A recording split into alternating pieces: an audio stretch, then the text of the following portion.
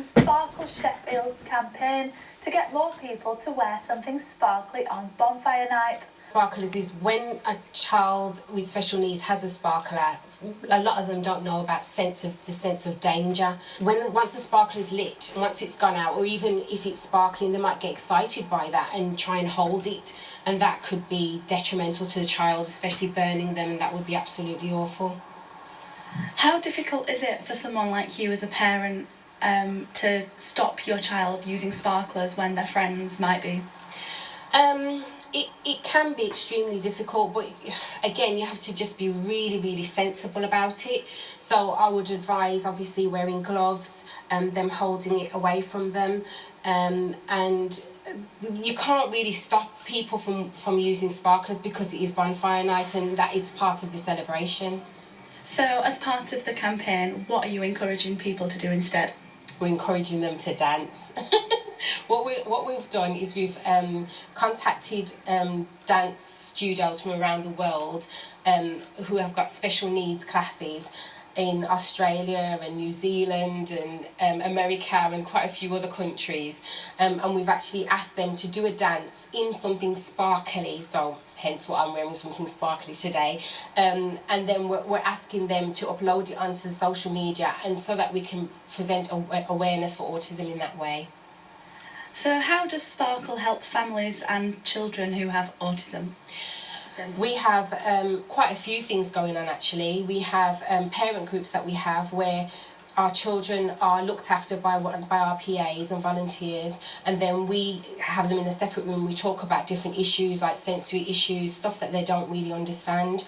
We also got our own babysitting service now, an autism babysitting service. We're also going to start summer camps and holiday camps for special needs children, or children with autism.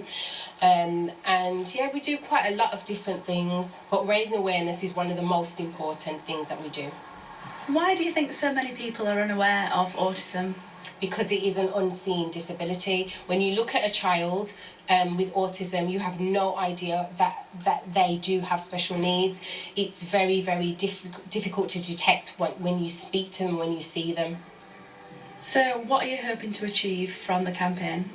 We're hoping to achieve literally raising awareness across internationally, basically, bringing everybody together, showing what our children can do, what they're capable of doing in terms of dancing, in terms of expressing themselves, and just to show that they are people, little people sometimes, but they're just gorgeous little children, just like any other child, but they do need love, support, no different from any other child. So please, I want people to understand that when they see a child being naughty, it may not be them being naughty, it may be that they have autism. And how far do you think this campaign can reach? Can it go around the world? Oh yeah, it can go around the world. This year, I think we've been a bit quieter this year, but next year we're definitely planning to make it even bigger than it is this year. And we've done quite well this year as well, so I'm very proud of the whole team. They've done fantastically well. And finally, what will you and other members of Sparkle be doing on Bonfire Night? I shall be sparkling in lots of different outfits and uploading it onto Facebook and having fun, basically. Being safe, but having fun. I'm sparkling for autism. And shops in Sheffield are the first in the country to open early specifically for children with autism and their families. 15 shops in the city centre have lowered their lighting, turned off in-store music and opened sensory and playrooms. It's been organised by the autism charity Sparkle Sheffield. I'm so pleased.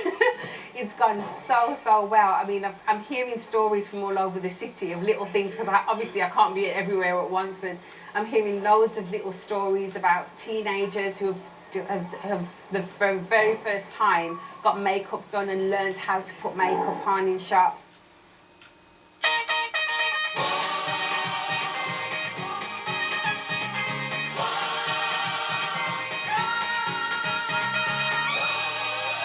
Now, for most, a few hours shopping is no big deal unless you are one of the thousands of people with autism. But one parent has come up with a brilliant plan to make the experience a little easier, and Kevin's been to see it in action. Imagine living in a world where something as simple as going shopping is terrifying. As we approached the shopping centre, Riley just sort of clung on to me.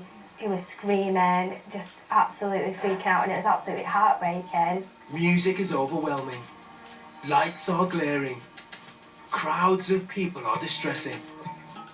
I know there's a lot of sounds and there's a lot of sensory things that really get him upset. For many parents of children who are autistic, going shopping is an ordeal not worth contemplating. That is until today. Here in Sheffield, 14 high street stores have been brought together to offer a special autism-friendly shopping experience. For one day only, the shops will open earlier than normal, dim their lights, turn off their music, and adapt the way they interact with their customers. Steph and her 4-year-old son Riley are getting excited about the event. She hasn't taken him shopping in more than a year. It's changing families' lives, really, just to have that bit of normality. You mentioned the word normal there. Do you think a lot of people don't really grasp how difficult it can be? If they did, you wouldn't sort of get stared at when you go places, whereas tomorrow there's 14 shops that we So you're like that, 14 shops! That we're going to be able to take him to. It's just amazing. Steph has leashed a Suze to thank for the opportunity. Her 12-year-old son Jaden is also autistic, and through the charity Sparkle, which supports families of autistic children, Leash has set up this first-of-a-kind event. I wasn't upset because he was autistic. It was just more, what can I do to help him? How can I help him? It's our chance to feel normal. Even the shop staff are undergoing training sessions ahead of the big day to better understand the issues. My main things are tactile and smell. They're the ones that really hit me in a stressful situation. For 28-year-old Stephen, his condition has prevented him doing things that others might take for granted. My glasses broke in November, and I've not been able to go back and change them because the shop is too sensory overloading. The lights are very clinical. There's perfumes and soaps just thick in the air. 7 a.m. on Saturday morning, and as the shops begin to open, Leash and son Jaden are first through the doors.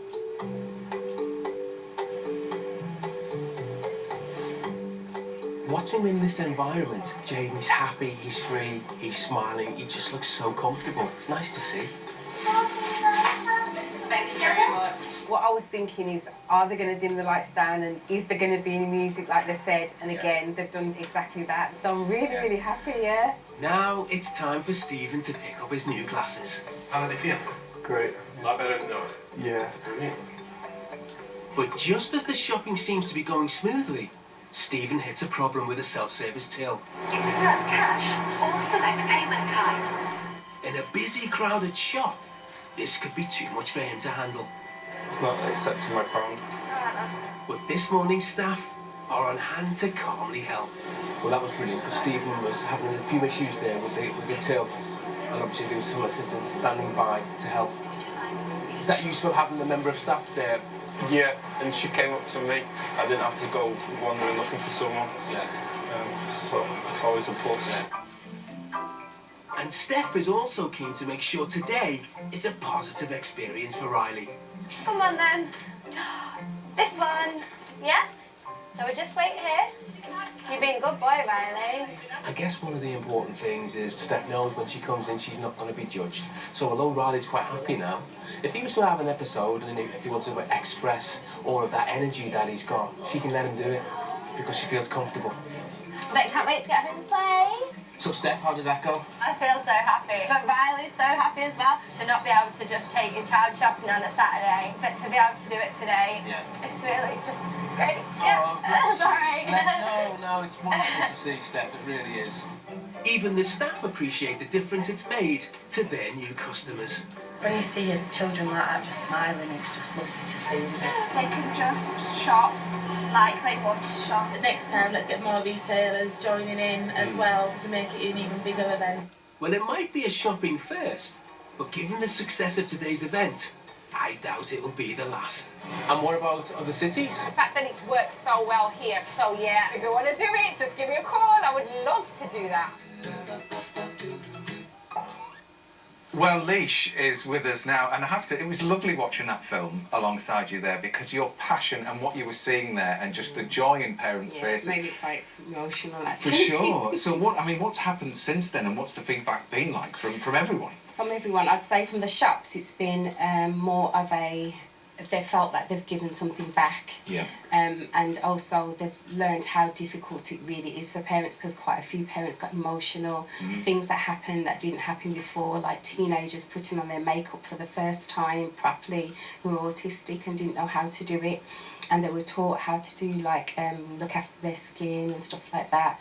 And then we had the little ones who were just running wild in the shop and just running around in circles and doing all sorts. But the main thing is that the parents did not feel judged. Yeah. And this, that was the first time that this has ever happened in the UK. In the so UK what's before. the plan from here? What do you hope? We want to do it again. I've spoken to some of the shops as well, and they really want to do it again as well, which would be absolutely fantastic. We've got the Special Olympics coming up in Sheffield soon, so it might be another good time to maybe try and do it then too. It would be good for them to be able to shop as well. Yeah. So and just to see your vision come true, and to see what you wanted for your child happen for other families. What effort you went to. It's just wonderful effort. Let's have a huge round of applause. And let's hope that other councils and other towns are watching this, and we'll pick up from there. And Chris, I'm sure you agree. Fantastic initiative, I have to say, and how brilliant that so many of those stores and shops, sort of bought into it and took part. Let's hope they can do it again. It makes such an enormous difference. Everyone who's autistic is different, but for those who have extreme reactions to sensory things, particularly sound and sight, it makes such a difference. And for parents, to be able to take their children shopping with them. My mum used to have to leave me outside of supermarkets, so as a poor little boy left outside because I refused to go in because the lights used to drive me mad, absolutely mad. And even now, is that something? A supermarket, a large supermarket is a very challenging environment. I can go in supermarkets, it's one of those things you train yourself to do, but it's not a comfortable environment, so I'll do everything I can to get out of it. And my partner, I have to say, does most of the shopping. And if we do go in, it's like a military exercise. It's in and out as quickly as possible. And your experience with Asperger's, you revealed all in your autobiography, which was a bestseller. Was it difficult to do that? Well, I don't think so. It's a condition which has benefits as well as downsides as well. That's one of the things. I'm here because I've been able to exercise some of those benefits, and if I want something positive to come out of it, it's that I want more people who are autistic to be able to focus upon the positive aspects of it, and there are positive aspects, and hopefully that will mean that more of them can find themselves into employment. At the moment, only 14% of autistic adults in the UK are in full-time employment, which is the lowest of any disability, although I don't want to call it a disability. But we have to sculpt environments, as the shops did there, whereby autistic people can function, and when they can live more fulfilled life and offer a lot more to everyone else as well. We do have skill sets which are useful. Yeah, well, let's hope it's the first of many.